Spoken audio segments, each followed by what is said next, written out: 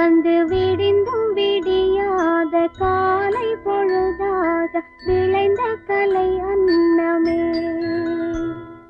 நதியில் விளையாடி கொடியின் தலை சீவி நடந்த இளம் தென்றலே. வளர்பொதிகை மலை தோன்றி மதுரை நகர் கண்டு பொலிந்த தமிழ் மன்றமே.